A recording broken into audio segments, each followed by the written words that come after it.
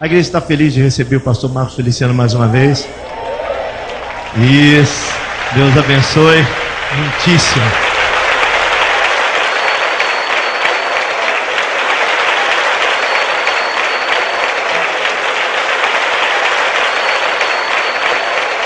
Cumprimento os irmãos com a paz do Senhor. Cumprimento os irmãos com a paz do Senhor. Quem está muito feliz aqui? Encontra uma pessoa bonita do seu lado e dê um sorriso para ela. Ficou difícil?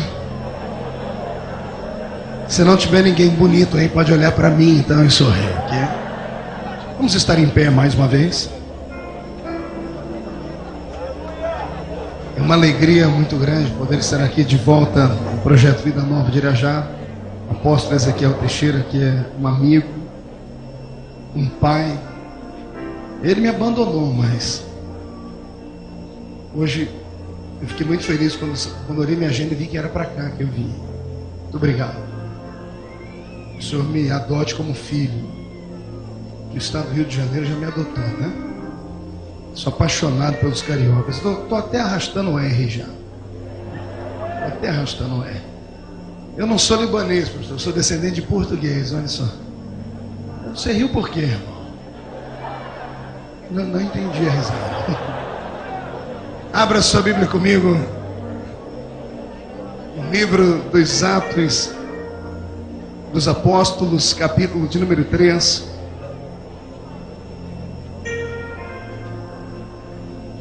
Atos dos Apóstolos, capítulo de número 3, e o versículo 1. Glória ao nome de Jesus. Há algo novo no ambiente hoje. Desde a hora que eu atravessei aquela porta, eu senti algo diferente aqui. Meus olhos não param de lacrimejar. A unção de Deus hoje, ela é forte. Haverá um peso de glória sobre esse ambiente hoje. Atos 3, o texto é conhecido. Pedro e João subiam ao templo para a hora da oração, que era a hora 9, e era levado um homem coxo de nascença, o qual punham diariamente à porta do templo, chamada Formosa, para pedir esmola aos que entravam. Vendo ele a Pedro e João, que iam entrar no templo, implorava que lhe dessem uma esmola. E Pedro, fitando-o juntamente com João, disse: olha para nós. E ele os olhava atentamente, esperando receber alguma coisa. Pedro, porém, lhe disse: não possuo nem prata nem ouro, mas o que eu tenho, isso eu te dou. Em nome de Jesus Cristo Nazareno, anda. E tomando-o pela mão direita, o levantou imediatamente, e os seus pés e os seus artelhos se firmaram, e de um salto se pôs em pé, e passou a andar, e entrou com eles no templo, saltando e louvando a Deus. Viu todo o povo andar e a louvar a Deus, e reconheceram ser ele o mesmo que esmolava sentado à porta formosa do templo, e se encheram de admiração e assombro por isso, ou por causa daquilo que lhe havia acontecido. Amém. Fecha a Bíblia, coloque no banco, na cadeira. Pegue na mão da pessoa mais perfumada do seu lado. Atravesse a faixa de Gaza, o corredor por um momento. Isso. Aperte a mão do irmão que está do seu lado com carinho, até ele falar aleluia. Pentecostal que não faz barulho, está com defeito de fabricação. Oremos. Pai, mais uma vez eu te glorifico e te exalto por estar aqui nesta igreja, que nunca foi, não é e jamais será uma igreja comum. É uma igreja, Senhor, onde o Senhor tem transformado no palco da sua glória, na manifestação da sua presença. E o que eu gostaria que ocorresse hoje aqui, Pai, sinceramente, é que acontecesse nesta igreja o que aconteceu em Cesareia Marítima, quando Pedro estava pregando. Seu espírito achou que Pedro havia falado demais, interrompeu o pregador e caiu sobre a multidão. O meu desejo, Pai, é esse: que em certo momento o Senhor me interrompa de pregar e caia a sua glória de forma pesada sobre esta multidão na noite de hoje. Antes de começar a ministrar a sua palavra, eu lhe faço os 2 pedidos de sempre. O primeiro é que o Senhor cerque esta grande igreja, e num raio de 5 quilômetros, onde houver um demônio alojado, eu dou a esses demônios segundos para desaparecerem daqui, porque se não sumirem, serão queimados pelo poder da sua glória que descerá. O segundo pedido é um pedido de atrevimento. Gostaria que o Senhor abrisse a porta do céu sobre esta igreja hoje e mandasse do céu para a terra uma comitiva angelical. Que esses anjos descessem trazendo brasas de fogo nas mãos, que comecem a esparramar estas brasas entre nós. E onde houver um crente batizado com o Espírito Santo, renova ele agora, meu Senhor. E o que não é, prepare ele para ser atingido pela glória do fogo do meu Deus. É o que eu te peço agora, em nome de Jesus. Amém, amém, amém.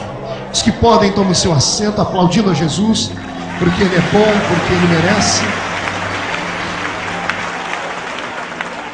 Para essas 7 semanas de avivamento, aprove ao eterno Deus que uma delas Ele reservasse para que eu fosse o profeta da noite.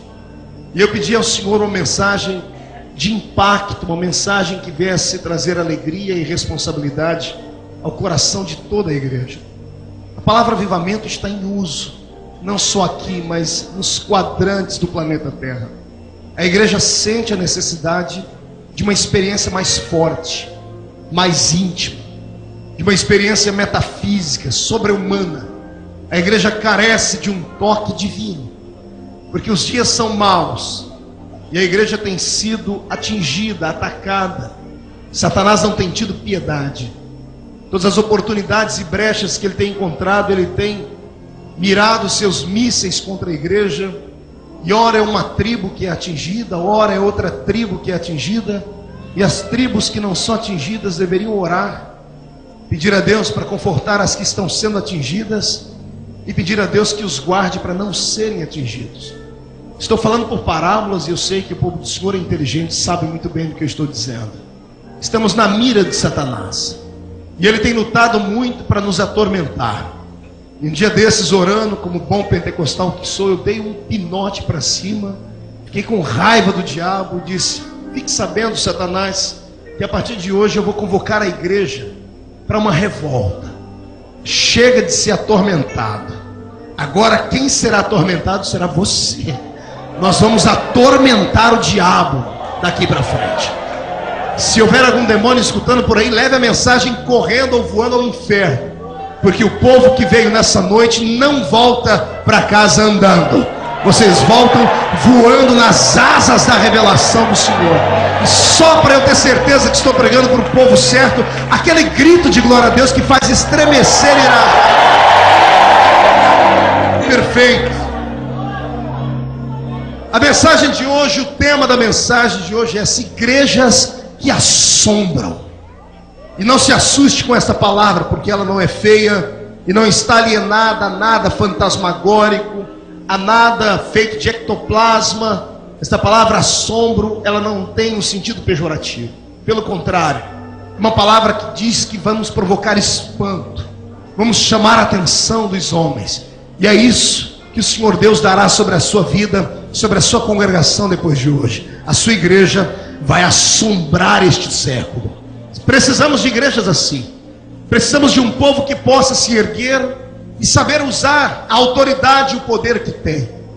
Saber usar a unção e a revelação que Deus lhes deu. Profetizamos todos os dias na igreja dizendo que nós somos comuns, que temos poder, que temos autoridade, que o diabo é um Zé Mané da vida. Mas parece que só ditamos essas frases de efeito dentro dessas 4 paredes aqui. Porque ao sairmos daqui, até aqueles que têm esta unção do leão da tribo de Judá, parece que voltam para casa como gatinhos mimados, como gatinhos amedrontados. Alguns não têm coragem de passar na porta de um terreiro de feitiçaria. Outros, quando alguém lança sobre eles uma praga, até se esquece que é evangélico e acaba fazendo o sinal da cruz. Depois tem que pedir perdão a Deus 2 vezes. Eu quero profetizar em nome de Jesus que a autoridade que você tem será revelada. E você não vai sair daqui mais de cabeça para baixo. Você vai voltar para casa pisando, e pisando com brasas de fogo sobre os demônios. E eles não vão mais atormentar a sua família, nem vão mais atormentar a sua história. Eu repito o que disse no começo: nós deixaremos o diabo atormentado. Alguém me acompanha nessa sentença? Diga: eu te acompanho, pastor. Então dê mais um grito de glória a Deus, só para não me sentir sozinho. Desde o princípio, desde quando o homem a quem Deus amava estava na Mesopotâmia, na terra de Ur dos Caldeus, que ainda tinha um nome pequenino, que era Abrão. Depois o Senhor o engrandeceu e lhe deu o nome de Abraão. Desde o dia em que Deus resolveu olhar para aquela terra que foi mãe e meretriz de todo o paganismo do mundo antigo, onde os homens se curvavam diante de todos os possíveis deuses que as suas mentes criativas geraram. Desde a noite em que Deus entrou dentro da tenda desse homem e disse para ele: sai do meio da sua parentela, e eu te farei uma grande nação. E ele, sem pestanejar, sem perguntar onde estava a bússola, sem saber onde estava o mapa, ergueu, chamou toda a sua casa e disse: vamos sair, porque eu vi a voz de Deus.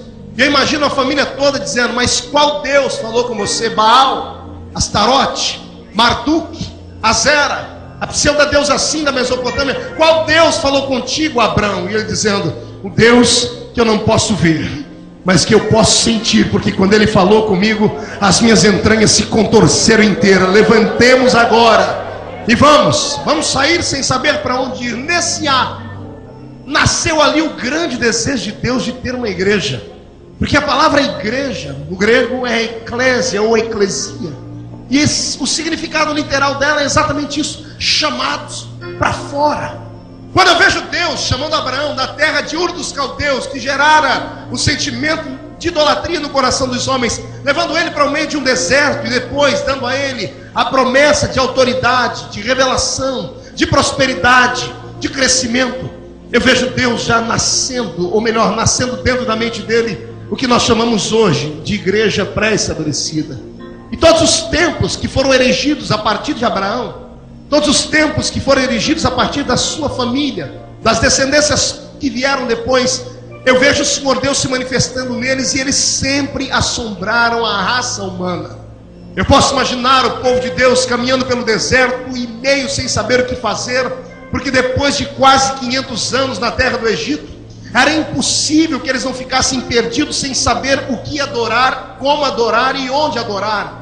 Porque depois de 500 anos misturados com um povo que tinha os seus templos erigidos ao deus Anubis, a deusa Ísis ou Íris e tantos mais, vendo os egípcios darem a eles os seus sacrifícios, as suas ofertas, vendo que haviam imagens gigantescas, agora esse povo é arrancado como um forte do meio do Egito, estão a caminho de Canaã, e no meio do deserto eles são obrigados a parar e adorar. Não sabiam se deveriam adorar para a esquerda, se para a direita, se para trás. Deus, que é muito bondoso e sempre foi, chama o seu engenheiro Moisés e diz: Moisés, filho, vamos aqui ajudar o povo a me adorar. Eu quero que você construa para mim um santuário, faça para mim um templo, mas faça um templo móvel que possa ser montado e desmontado, porque o povo precisa de um objeto para adorar.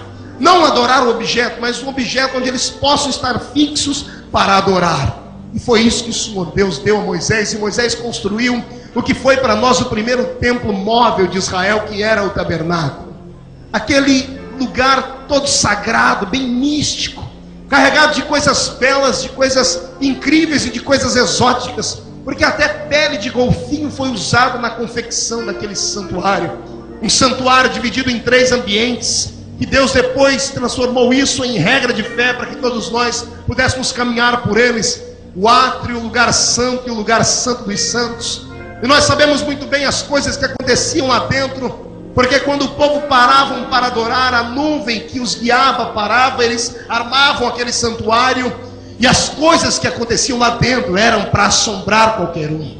Imagine você que um homem, recebendo o título de sumo sacerdote, colocava uma indumentária branca sobre o seu corpo, sobre ela uma indumentária colorida, e nas bordas com campainhas e romães, e ele trazia sobre o seu peito um grande colete com 12 pedras, nos seus ombros ombreiras com 6 pedras em cada lado, e na sua cabeça um grande chapéu chamado mitra, e uma frase escrita: santidade ao Senhor. E depois de atravessar um lugar chamado de átrio, onde ele se lavava, e os levitas que ali estavam ajudavam a se vestir, quando ele ia para um lugar santo e conversava com os demais sacerdotes que lá estavam, depois de terem feito sacrifícios pela vida do sumo sacerdote, da sua família, imolavam então um animal e pegavam o sangue e colocavam nas mãos deste sumo sacerdote. E antes que o sumo sacerdote atravessasse o véu do templo, alguém amarrava uma corda ao redor da sua cintura, e os sacerdotes então abraçavam um pedaço do véu do templo, abriam para que o sumo atravessasse. E uma vez que ele estava lá dentro, disposto diante da arca do testemunho, e sobre a arca do testemunho, o propiciatório, que era a tampa onde estavam os 2 querubins de ouro, quando ele tocava as 4 pontas daquele lugar com o sangue que estava em suas mãos, inclinava a cabeça. Do lado de fora, os sacerdotes que seguravam a corda percebiam que parou o movimento, então todos se ajoelhavam. Logo atrás deles, os levitas percebiam que os sacerdotes dobravam os joelhos, os levitas se ajoelhavam. Logo atrás, os levitas, pela entrada da porta do santuário, Israel inteiro, 2.710.000 pessoas viam os levitas ajoelhados, e todos se ajoelhavam. E aquela nuvem chamada Shekinah, que guiava, descia até um certo ponto, onde os homens podiam quase sentir o cheiro do fogo que estava sobre ela, e se dirigia até o terceiro espaço, que era o lugar Santo dos Santos. E no Santo dos Santos um facho de luz descia, e quando descia tocava as asas dos querubins, e o homem que estava ali, que era homem feito da mesma matéria que eu e você temos, vestido com aquela indumentária sagrada, naquele ritual todo perfeito, de cabeça baixa, não podia abrir os olhos, porque se abrisse os olhos lá dentro, ficaria cego. Só sentia o calor de um fogo que batia sobre o seu rosto, o incomodava, mas não queimava. Nesse momento, um homem feito da mesma matéria que eu e você sabia que estava diante daquele que fez o universo e sustentava o universo pela força do seu poder, e pelo poder da sua palavra trazia existência aquilo que não existia. E quando esta glória desaparecia e voltava para dentro da nuvem, esse sumo sacerdote percebia que o calor se afastava do rosto. Aí então ele podia abrir os olhos. Quando abriu os olhos, e agora você vai entender de uma maneira mais profunda por que ele tinha romãs e campainhas aqui nos pés. Porque eu, como assembleiano, passei a vida inteira, apóstolo, na escola dominical, alguém me dizendo que aquelas campainhas e romãs era porque caso ele caísse morto lá dentro e não houvesse barulho, as pessoas que seguravam aquela corda do lado de fora arrastariam o sumo sacerdote para fora. E eu, como curioso que sou, procurei em todos os livros, procurei onde foi possível, e não encontrei nenhuma história como essa na tradição dos hebreus. Nenhum sumo sacerdote nunca morreu no Santo dos Santos, até porque ele sofria uma preparação antes. Antes ele se lavava, antes oferecia sacrifício por ele, pela família. Ninguém era otário de entrar no Santo dos Santos em pecado, porque se entrasse, de fato seria fulminado. Foi aí que a minha memória de pregador que é curiosa, começou a pensar e a orar e falar: Senhor, para que é que então que ele tinha aquelas campainhas, e por que segurava aquela corda? E a revelação que Deus me deu foi tão grande, que quem é pentecostal agora aperte o cinto, senão você vai querer sair pulando aí dessa cadeira junto comigo. O Senhor me disse simples, filho, quando eu saía daquele lugar, e o sumo sacerdote, que era homem, lembrando sempre disso que era homem, quando percebi que o calor saía, ele abriu os olhos, e ele começava a olhar ao redor dele, que era um lugar, um ambiente fechado, e ele ainda sentia o cheiro da glória de Deus que estava ali. Ele parava para pensar e dizia a si mesmo: eu senti Deus cara a cara. A voz que aqui dentro trovejou como um trovão, dizendo que o povo está perdoado, não é voz de homem, nem de ninguém na minha família, é a voz do Deus que fez os céus e a terra. Quando caía a ficha, esta é a realidade, quando ele parava para perceber o que aconteceu, o corpo dele começava a tremer. Tremia porque o impacto era muito grande. Quando ele começava a tremer, as campainhas batiam uma na outra, e os sacerdotes do lado de fora diziam assim: ele já caiu em si, é hora de puxar ele, porque andar ele não vai conseguir mesmo, porque quem vê Deus cara a cara, sente a glória a Deus, é impossível controlar este corpo feito por raça humana. Arrastava o sacerdote que vinha andando e vinha tremendo. Quando ele saía por fora da tenda, ele erguia as duas mãos e continuava tremendo. Você nunca se perguntou por que todo crente pentecostal, quando é batizado com o Espírito Santo, ele se descontrola. Você já percebeu isso? No dia do batismo com o Espírito Santo é uma coisa fora do comum. Eu já vi gente rolar debaixo do banco, eu já vi gente plantar bananeira, eu já vi gente sair correndo pelo meio da rua gritando. Se você não viu, você não sabe o que você perdeu. É a cena mais linda que eu já vi na vida, é de um crente possuído pela glória, pela presença, pela manifestação dessa coisa divina que nós chamamos de Espírito de Deus. E exatamente por isso ele tinha que se vestir daquele jeito, e por isso acorda, amados. Se nós soubéssemos o poder que há na nossa oração, se nós soubéssemos o poder que há na nossa intimidade com Deus, se nós soubéssemos o poder que há no nosso grito, eu sou pentecostal, já disse isso, sou apologista dessa fé e não nego. Se você soubesse o impacto do seu grito de glória a Deus no inferno, se você soubesse o impacto do seu grito de glória a Deus nessa atmosfera, e para onde ele é carregado, depois que sai da sua boca, você não ficaria comum também? E você que fica me chamando de doido, ficaria 2 vezes mais doido do que eu. Grito de crente não fica na terra, ele atravessa o cosmos, ele chega dentro do coração de Deus. Eu te convido a adorar, melhor que isso, eu te convido a levantar a mão direita comigo e chacoalhe ela. Agarre o ombro do irmão que está do seu lado, por favor, pede a ele licença, diga: é esse maluco aí que está mandando. Agarrou o ombro dele, agarrou o ombro dela, agarre o ombro dele ou dela. Agarrou, chacoalhe ele até ele ficar irritado agora, irrita ele. Tira ele do lugar, diga: foi para isso que Deus te trouxe aqui.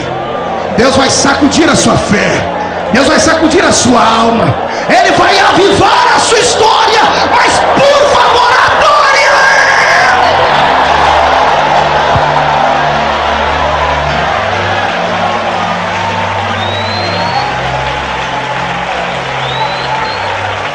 Eu já não era muito certo da cabeça. Há poucos dias atrás nós fizemos uma cruzada em Jerusalém. Participamos de um grande culto lá, foi uma coisa muito bela. No dia seguinte, após a cruzada, eu fui com um grupo de irmãos até o Muro das Lamentações. E chegando lá no Muro das Lamentações, um dos nossos, ou melhor, os dois dos nossos, foram parados pelos judeus que não deixavam a gente ir perto do muro. E perguntamos o porquê, e eles apontavam para um lugarzinho que tinha um chapéuzinho assim, que é o kippá, isso aqui de papel. E a indagação que ficou era essa: por que para chegar ali tem que colocar isso na cabeça? E um dos nossos perguntou a eles: por que tem que colocar? E um judeu daqueles bem ortodoxos disse assim: porque toda vez que o homem coloca isso na cabeça, isso faz ele lembrar que ele não é o único, que acima dele tem alguém que precisa ser adorado, respeitado e glorificado. É muito forte aquela cultura. Aí eu cheguei lá, né, todo mundo lá com seu papelzinho de oração, colocando lá nas frestas do Muro da Lamentação. Eu também levei o meu papelzinho, que quando eu desenrolei foi daqui ao chão. Enrolei de novo para colocar lá dentro. Haja espaço para achar. Quando eu terminei de colocar, eu fiz a minha oração também, mas eu estou olhando de um lado para o outro, e tem uns orando, só que eles oram diferente. Eles oram se chacoalhando inteiro assim. Eles não param de orar assim. Quando uns que não fazem assim, eles olham para cá, chacoalham de lado. Uns andam para cá, outros andam para lá, sem parar. E aquilo fez com que eu perguntasse ao nosso guia, que estava conosco, eu falei: amigo, por que eles oram assim? Por que eles se chacoalham todo? Ele disse assim: exatamente porque estão orando. Eu disse para ele: eu estou orando, mas não estou me chacoalhando. Ele olhou para mim e disse: então, você não está orando. Eu disse: como não? Ele disse: o judeu quando ora, ele ora não só com a boca, ele ora com o corpo inteiro. Ele está dizendo a Deus: Deus, cada célula do meu corpo está orando. O meu pé está orando, a minha mão está orando, o meu corpo está orando. Quando eu fui saindo dali, depois de andar uns 50 metros, é que eu entendi. Eu falei: Jesus, é por isso que quando eu estou cheio do seu Espírito, eu não consigo ficar sentado no banco da igreja. É algo que vai além das minhas forças, é algo que vai além do meu entendimento. Já percebeu que tem momento no culto que quando você viu, você já bateu as mãos juntas, você deu um soco para cima, você deu um salto, você agarrou o irmão do seu lado. Isso é inerente à sua própria vontade. É claro que você sabe o que está fazendo, mas você não percebeu que estava fazendo aquilo. Eu descobri que o nosso corpo, o corpo de um homem, uma mulher que tem intimidade com Deus, ele é movido à presença do Espírito do Senhor.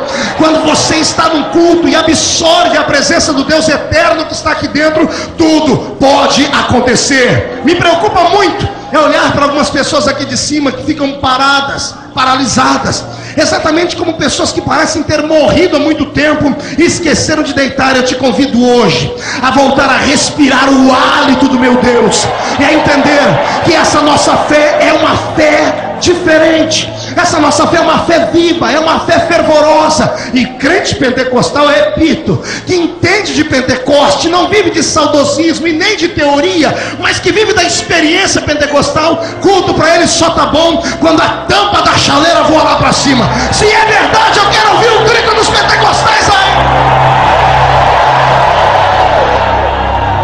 E se você não gosta de barulho, se você não se sente bem no meio desse tipo de avivamento que nós pregamos, ainda dá tempo de ir para casa para assistir Paraíso Tropical. Se ficar conosco aqui hoje, esse avivamento te leva para outro paraíso. Eu te levo para um paraíso celestial, debaixo de graça, de glória e de avivamento.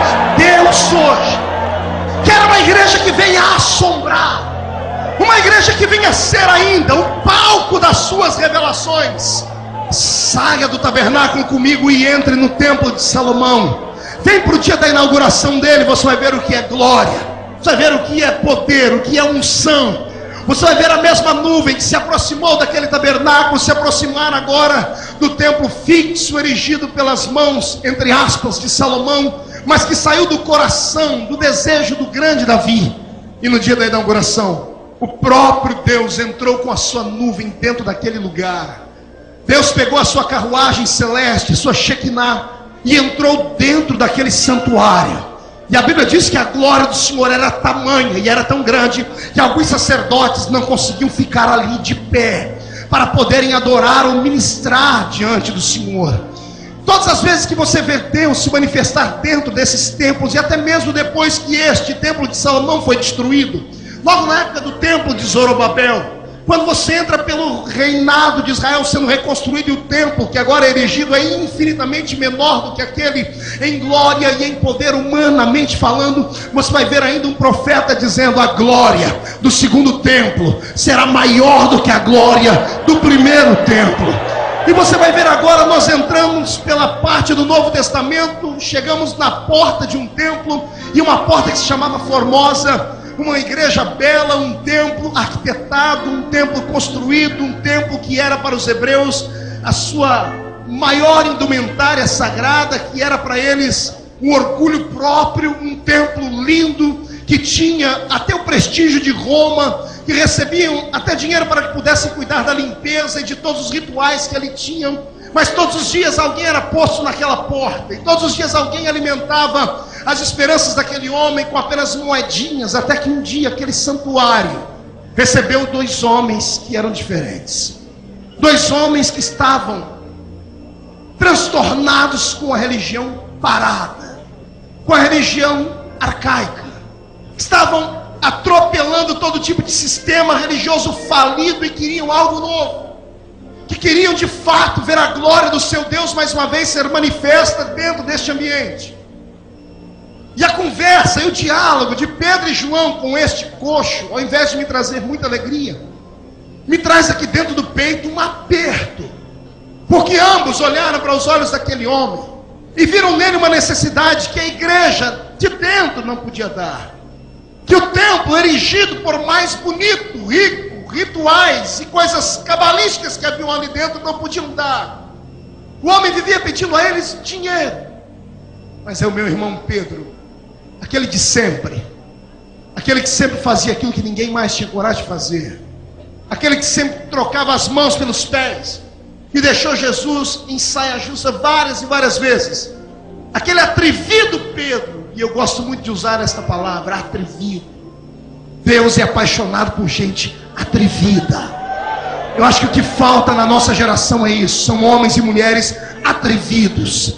Atrevidos no sentido de serem ousados dentro da palavra, de crerem na Bíblia que carregam debaixo do braço, de crerem na fé que é pregada dentro de um templo como este, de voltarem a acreditar na palavra de um profeta que está pregando, que está usando o poder da sua oratória para convencer. Precisamos voltar nesse tempo, porque se não voltarmos num tempo parecido com esse, os nossos filhos não terão uma igreja bela e uma igreja viva para congregar.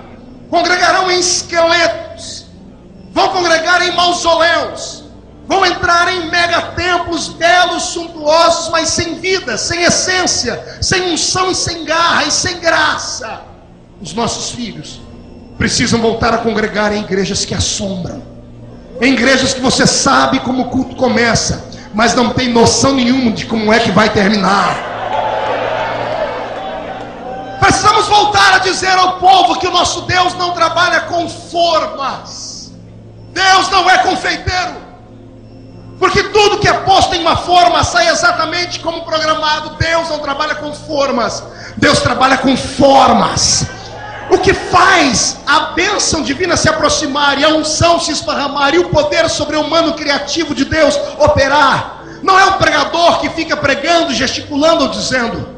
É a junção de um todo, de uma igreja que carece, de uma igreja que tem fome de Deus, de uma igreja que tem sede de Deus, de uma igreja que está cansada de só ouvir blá blá blá. Vivemos uma geração onde os homens sabem tudo, tudo aquilo que os homens podem aprender dentro de um livro, eles sabem. As suas mentes estão fixas em coisas humanas, têm argumentações para dialogar com juízes, com magistrados, conhecem tudo de jurisprudência e psicanálise e coisas mais. Mas faltam homens que tenham entendimento naquilo que nós chamamos de paracletologia, daquilo que nós chamamos de unção revelada pelo Espírito de Deus. Vivemos num tempo onde os homens levantam e aplaudem os Paulos da vida, dizendo que pensam termos à nossa frente um homem que aprendeu aos pés do doutor Gamaliel. Faltam-nos homens com coragem de Paulo para dizer: nada do que aqui eu fiz ou vos ensinei, eu vos fiz e ensinei em sublimidade de palavras de sabedoria humana. Tudo que eu apresentei a vocês foi revelação de Espírito e de poder e de graça e de glória divina. Se é para Jesus, tem que ser um pouquinho mais forte do que isso.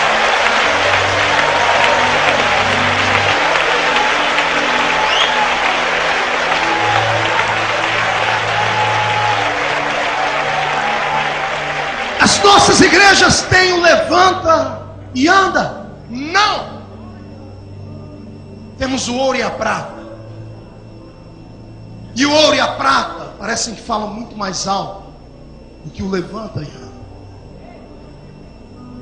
Podemos sustentar as viúvas e os órfãos, podemos abrir casas de recuperação de drogados, mas se juntarmos essa multidão que aqui dentro e aí fora está, e colocarmos um paralítico na frente deles, vamos ter que todos ir para casa pedindo perdão ao paralítico e dizer: perdoa, irmão, nós não temos o poder de te levantar.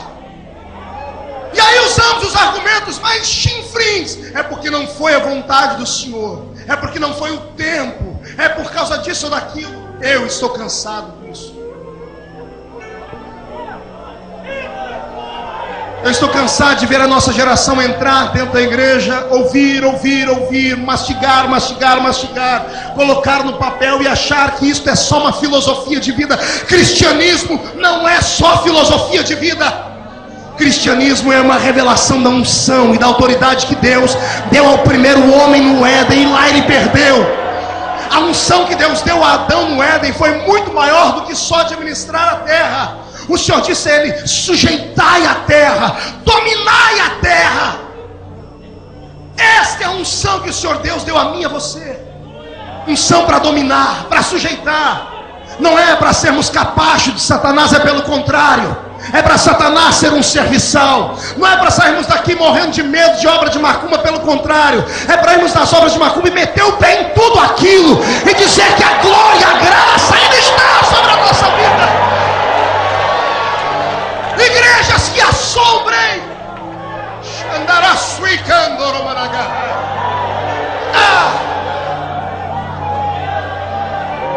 Falta-nos uma igreja lá, Wittenberg, na Alemanha.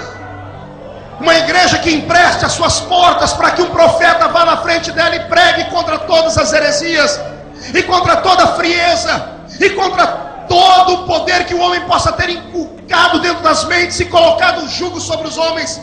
Falta-nos uma igreja onde podemos fazer dentro dela uma revolução, esparramarmos esta chama aí para fora. Oxalá que Deus tenha levantado você para isso. Eu creio, todas as vezes que entro aqui dentro, e hoje eu disse ao apóstolo, eu senti algo novo aqui. Eu sinto que essa igreja está passando por um processo, um tempo de renovo. Eu digo isso de forma profética, onde o Senhor dará uma unção nova aos membros que pertencem a esse lugar. Não serão chamados apenas de crentes que pertencem a uma igreja grande, de um pastor que é lindo e poderoso. Esta igreja chegará num tempo onde os membros dela serão operadores de milagres. Eu estou profetizando que o projeto de Irajá vai começar a assombrar o planeta Terra. Quem pega essa profecia, pega ela, pega pra você, pega.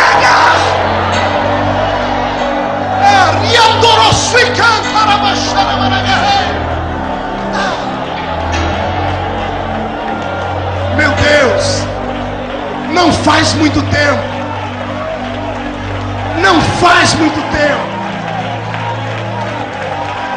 eu estava na frente da minha TV, garoto, 14 anos atrás, assistindo um DVD que me deram de um homem que pregava. Até então o seu quartel-general era em Toronto, no Canadá, e lá estava a bênção de Toronto. Quando eu tive a oportunidade de ir até lá e ver onde começou a bênção de Toronto, eu comecei a rir. Pois foi aqui, num lugar pequeno e humilde. O que é que aquele homem de Toronto tinha que nós não temos? E a bênção se tornou grande. E hoje é o maior evangelista do mundo. Estou falando de Benny. Eu fui a Pensacola, quando tiveram que reformar a cidade inteira. Tiveram que ampliar o aeroporto por causa de uma igreja que tinha 200 crentes. E em menos de um ano foi para 5 mil membros. E vinha gente do mundo inteiro, crentes milionários, parando os seus jatinhos para entrarem lá dentro e verem o que é que estava acontecendo. Não sei se o apóstolo chegou aí na igreja, eu fui. Tiveram que fazer 2 rampas, uma na lateral esquerda e uma na lateral direita da igreja. Pergunte para quê? O paralítico entrava sendo empurrado na cadeira de roda na rampa da esquerda. 1h30 depois tinha que expulsar ele da igreja, porque tinha uma multidão de gente querendo entrar, mas ele mesmo saía do outro lado empurrando a cadeira que ele veio andando. Igrejas que assombram. Até hoje ninguém entende o que aconteceu em Seul. E quando você chega lá na igreja do Evangelho Pleno, dirigida pelo reverendo David Yang Shu, você não entende bolhufas do que está acontecendo. Eles não têm essa fé explosiva que a gente tem, esses pulos, esses gritos pentecostais. Eles oram sem parar, sim, quase 24 horas por dia. E são milhares e milhares e milhares de crentes. Você para ouvir o pastor da igreja com o maior número de rebanho que pode haver dentro de um país. Você fala, esse é o maior pregador? O que é que ele tem? Ele tem uma igreja que assombrou o país dele, ao ponto do presidente da república do país dele ser diácono na porta da igreja dele. Chama que assombrear.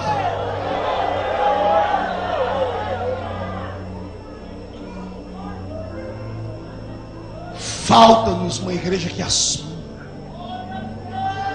Aquela igrejinha que o Rio de Janeiro conhece muito bem, e ninguém melhor que vocês conhece ela.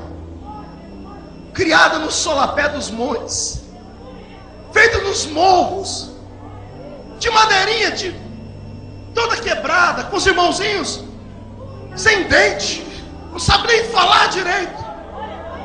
Mas os videntes de Deus, os profetas de Deus, bradaram lá de cima dizendo que haveria de acontecer uma revolução. Ei, o Rio de Janeiro é conhecido no mundo inteiro. Pena que não por causa do avivamento, ainda. É conhecido pelo carnaval, pelo Cristo Redentor e dessa vez pelo PAN. Eu queria profetizar que daqui a algum tempo o Rio de Janeiro será conhecido como o estado das igrejas que assombram. Como o estado das igrejas que assombram. E o que eu estou falando aqui não é utopia, não é mentira, não é uma coisa impossível. Pode acontecer. Qual é a fórmula, pastor Marcos? Se tivesse fórmula, todo mundo seguia. A fórmula é revelada a você. É com você. A atitude não é só do pastor Ezequiel, a atitude não é do conselho de pastores, a atitude é de um todo, é da igreja. É a igreja que tem que rever os seus princípios, os seus valores. É a igreja que tem que olhar por onde tem caminhado e o que tem feito. É a igreja que tem que voltar a falar o que é santidade e o que não é santidade. É a igreja que tem que voltar a rever a sua maneira de ir, a sua maneira de entrar, com quem ela tem feito pactos, alianças. Satanás debocha de nós. Ele ri na nossa cara, porque ele sabe que não tem poder algum. E o poder que ele tem é efêmero diante do poder que nós temos. Nós temos poder. Você não entendeu? Eu vou repetir. Eu disse que nós temos poder.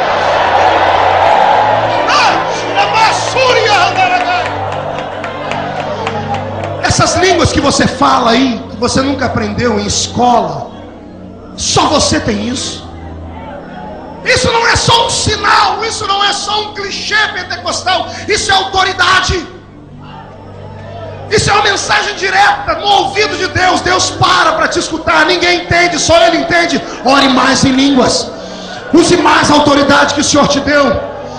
Ande nessa terra batendo o pé firme sobre ela, porque pé de crente batendo no chão bota qualquer demônio para correr. Satanás sabe que o final dele é debaixo dos nossos pés. Use a autoridade, use.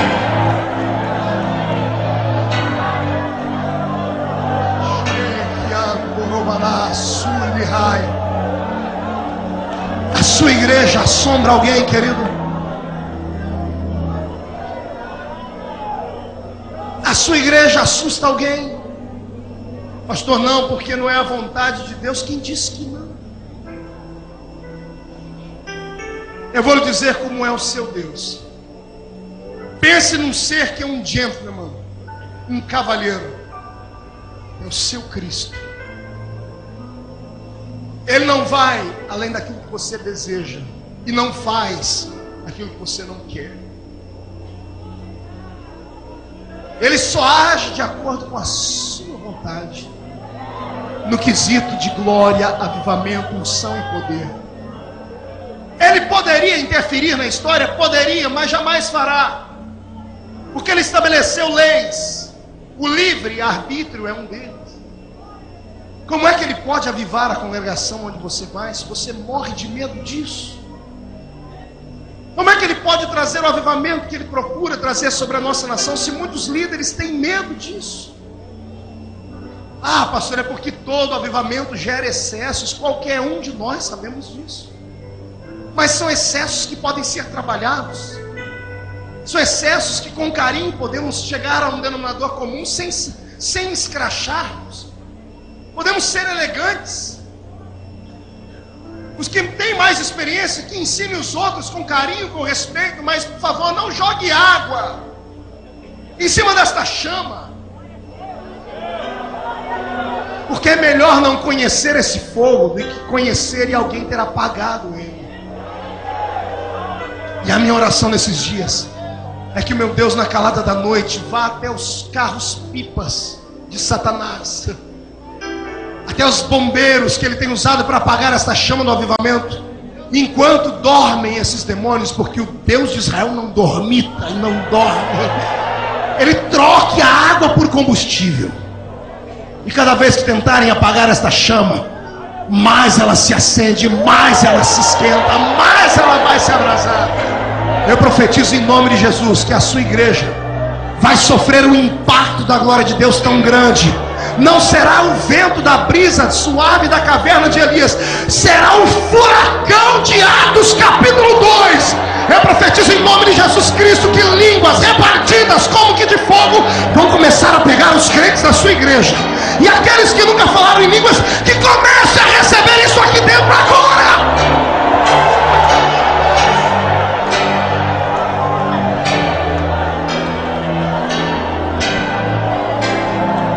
A igreja precisa voltar a assombrar o mundo.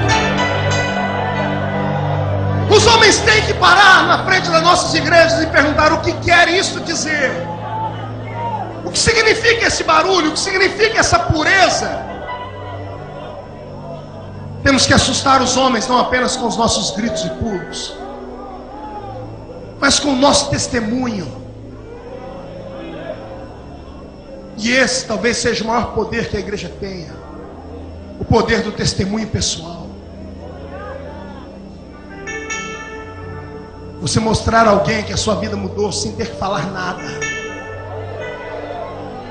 Você ouvir as pessoas maltratarem a sua fé e ao invés de brigar, ao invés de armar um muque, você abaixar a cabeça, contar até 10 e dizer assim: eu vou orar pela sua vida. Precisamos voltar a assustar esse mundo e colocarmos o diabo no lugar dele. Eu passei a vida inteira pensando que o diabo era um pitbull, por isso corria dele. Eu descobri que o infeliz não passa de um vira-lata. E eu quero chutar o mulambo dele. Quero mostrar a ele que nós não somos um Zé Mané e nem um povinho qualquer. Nós somos a esperança do planeta Terra. A sua igreja vai espantar o bairro onde ela está alicerçada. Eu profetizo em nome de Jesus que ninguém volta para casa como homem e mulher. Hoje não. Hoje volta como brasa de fogo tirada do altar. Só quem crê nisso faz barulho para acordar a igreja.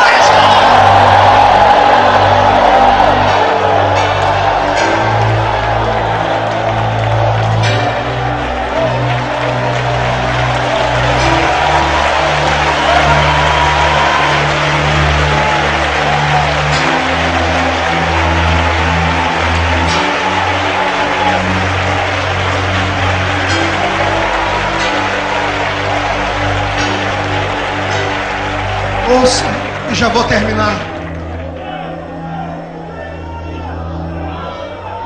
Eu sou assembleiano. Já fui assembleiano do pé roxo. Hoje eu sou assembleiano roxo. E a minha igreja às vezes parece não me entender. Aliás, quem é que entende profeta? Ninguém. Não tente entender. Se tentar entender, você fica maluco igual a ele. Eu preguei nos 96 anos da minha igreja. Se você entrar no meu site, você vai encontrar lá na abertura da página um estádio com 70 mil pessoas em Belém do Pará, debaixo de chuva. Começamos a pregar, era umas 9 e pouco, não me lembro direito. Eu sei que rompemos quase no início da madrugada e ninguém se movia, debaixo de chuva. 70 mil pessoas com fome e sede de Deus. Naquela noite eu não dormi, porque eu entrei dentro do quarto de hotel e comecei a orar pela minha denominação. E por ela eu orei por todas. E me lembrei dos ensinos e dos estudos. Tem um livro da nossa igreja que se chama Diário de um Pioneiro, editado pela CPAD. Nesse livro diz lá um dos testemunhos de Gunnar Wigner ou Daniel Berg, não sei, foi um dos dois que fundaram a Assembleia de Deus. Escreviam lá no seu diário: o culto de hoje foi tanta glória, com tanta unção, que eu estendi a mão para um homem no culto e ele flutuou no ar, bem alto, e voltou para o chão. Ele disse: depois eu estendi a mão de novo e um homem flutuou no ar. Na primeira edição do livro, na segunda tiraram a palavra flutuar e colocaram que o homem foi lançado para o alto. Você roda a página, mais 10 páginas à frente, está escrito lá: e o culto tinha tanta unção e poder que eu pregava, precisava parar porque sentei, porque me deu uma crise de riso. Um missionário que fundou a minha igreja, ele disse: eu ria tanto que rolava no chão. E o culto parou porque todo mundo era contagiado por aquilo. Depois voltei, sentei-me, voltei em mim, continuei a pregar e tive que parar porque fui tomado pela presença de Deus de novo. Eu falei: Deus, é por isso que aquela igreja cresceu tanto. Ela assombrava, ela assustava. As pessoas entravam lá dentro doentes e saíam curadas.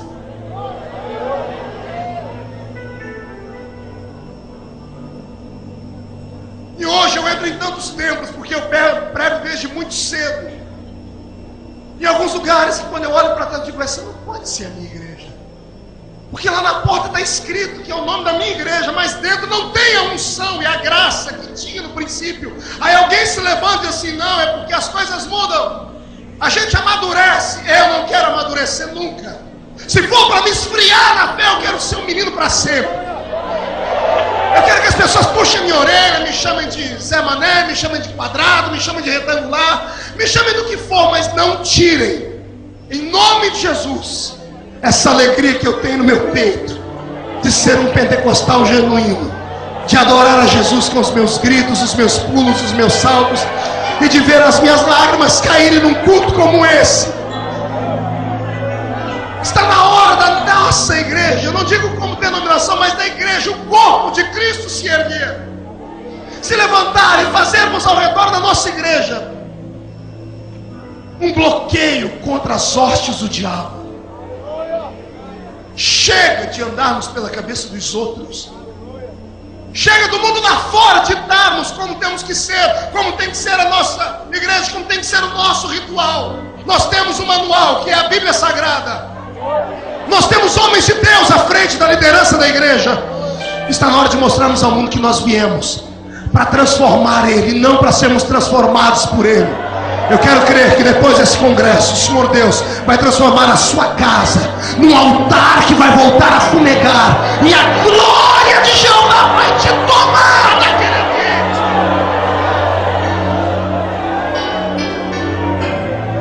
Eu quero congregar numa igreja que me assuste,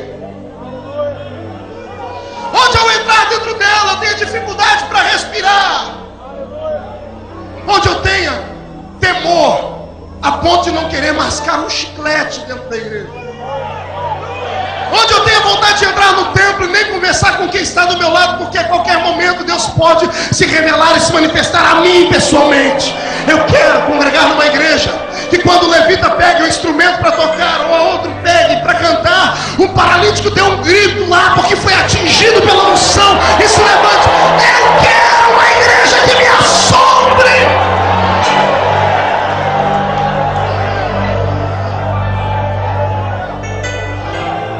Olha o irmão do seu lado e pergunte a ele: a sua igreja te assombra?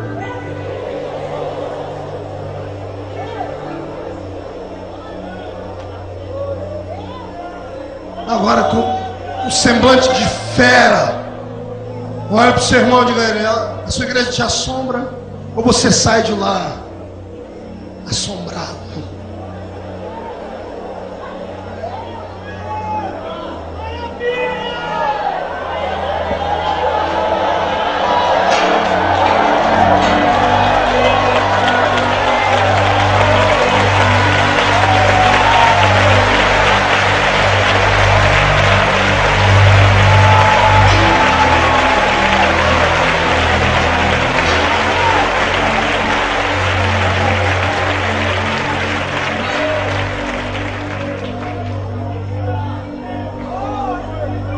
Eu troco o ouro e a prata pelo levanta e anda. Quem troca comigo? Fique de pé, por gentileza.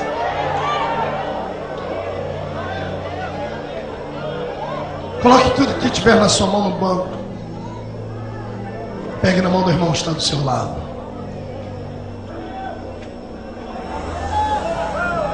Ontem aconteceu algo na minha vida que há muito tempo não acontecia. Eu moro numa cidadezinha muito pequena, nascido e criado lá. E raramente eu vou à igreja lá, que eu sempre prego. E todas as vezes que eu estou lá, muito cansado, eu me escondo dentro de casa. Mas ontem o Senhor se moveu em mim, disse: vai à igreja. E eu chamei minha esposa e fomos para o culto. Depois de andar pelo mundo inteiro, congregar com grandes homens de Deus e participar de grandes eventos, às vezes a gente tende a esquecer da nossa origem. Quando eu entrei na igrejinha pequena, sentei no púlpito e olhei do meu lado e vi o presbítero da minha época, puxava minha orelha quando eu ia para a escola dominical, lá velhinho, seus cabelos brancos, mas ali sentado, com a sua biblinha rasgada. em cima da perna, dando glória a Deus. Olhei para ele e falei: Jesus, o tempo passou, mas a fé dele não mudou. O pastor não pôde ir ao culto e me mandaram pregar. Eu falei: justo hoje que eu vim para ouvir, o Senhor me manda pregar. E pregar que jeito? Eu não consegui pregar ontem, porque de cima daquela tribuna eu olhava e eu conheço todo mundo. E eu vi amigos que começaram comigo, que tinham a mesma chamada que eu, que oravam comigo no princípio, depois se esquivaram, que queriam mudar o mundo, idealistas da fé, moços que quantas noites nós não trocamos baladas para ajoelharmos no púlpito e pedimos a Deus que nos usasse. Eu vi eles lá, cheios de teia de aranha, parados no meio da igreja, sem vida, sem sonhos. Um culto parado, as pessoas cantando os mesmos hinos de 20 anos atrás. Embora eu visse um presbítero aqui com a sua fé inabalável, eu vi pessoas mortas no meio da igreja. E eu chorei. Digo isso pelo Senhor. Eu chorei porque eu falei: Jesus, eu viajo o mundo e é aqui que as minhas filhas congregam. Elas não têm mais a força que eu tinha. Elas não pertencem mais à igreja que eu pertencia. Porque na minha época a gente tinha fome de Deus. E eu falei: que igreja elas vão congregar daqui a 10 anos se Jesus não voltar até lá? A minha igreja não assombra mais. Incline a sua cabeça.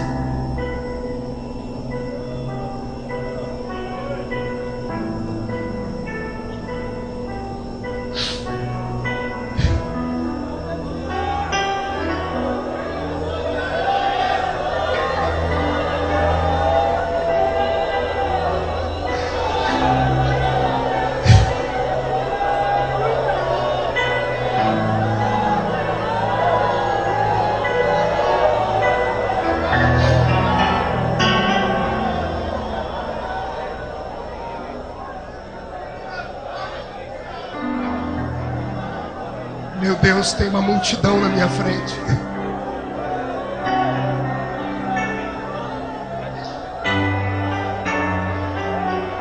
Homens e mulheres que querem uma igreja que os assuste.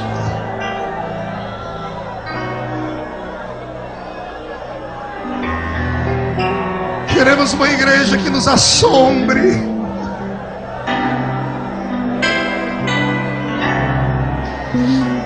Queremos sair do culto tremendo.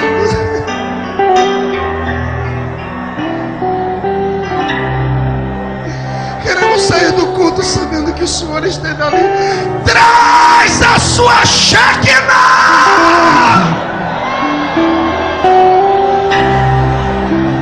Para Ele são todas as coisas, porque dele, por Ele, para Ele são todas as coisas. A Ele a glória, a Ele a glória, a Ele a glória, para sempre.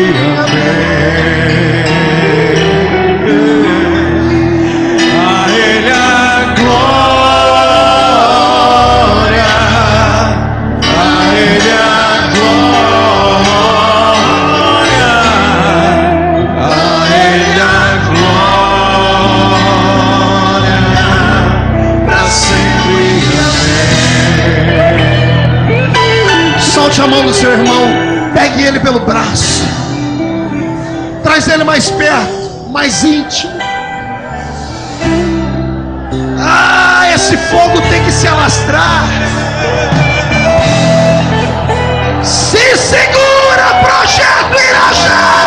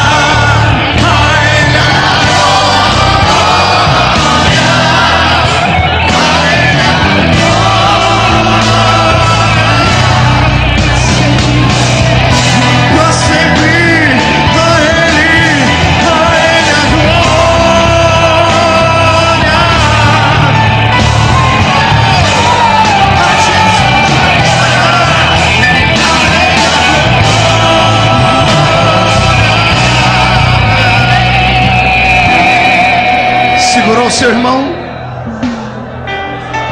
eu descobri aqui, apóstolo, por que aquela igreja assombrava. Ela assombrava porque tinha um Pedro que olhou para o paralítico e disse: levanta. E não esperou o paralítico levantar. A Bíblia diz que Pedro pegou o paralítico pela mão e colocou ele em pé. Falta atitude. É isso que Deus vai te dar hoje. Não se assuste com o que vai acontecer com você depois de amanhã. Virá uma unção de atrevimento na sua vida. Virá uma unção de coragem sobre a sua história. Virá uma unção de autoridade. E as portas do inferno não prevalecerão.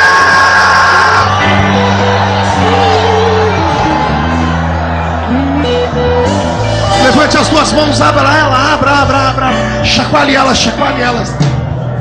Faça uma tomada disso.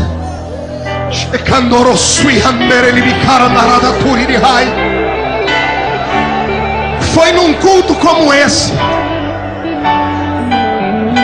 Só mudou o espaço geográfico e o pregador. Mas no meio do povo tinha um homem com desejo. Aquele que eu falei no começo, Benny Hinn. Era uma mulher pregando.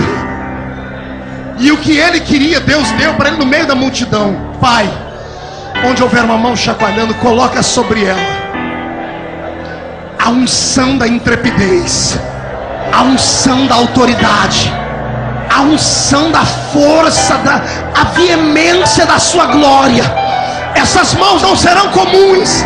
Onde eles tocarem, Senhor, vai incendiar. Por favor, vire para o irmão que está do seu lado, coloque as mãos sobre ele, profetiza e a gente canta. A gente canta bem forte.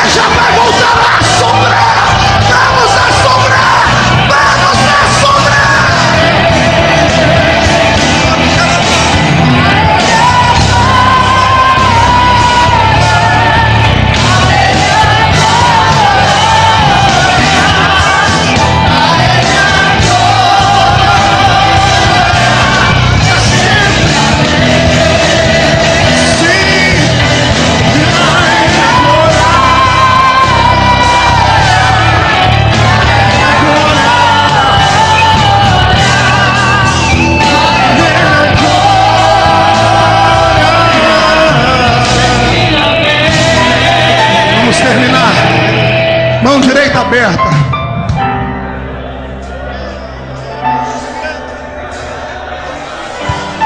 Diga comigo em nome de Jesus.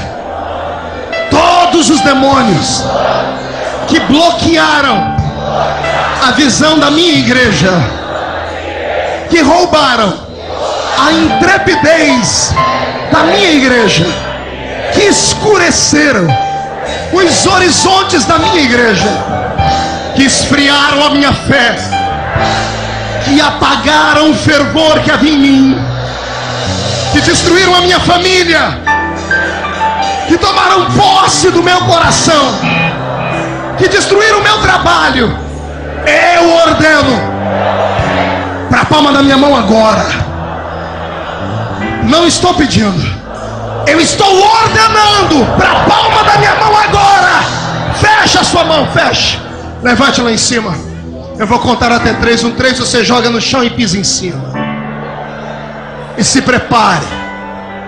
Vamos assombrar. Ei, carassuteria mandere condere veridiana charamaragai.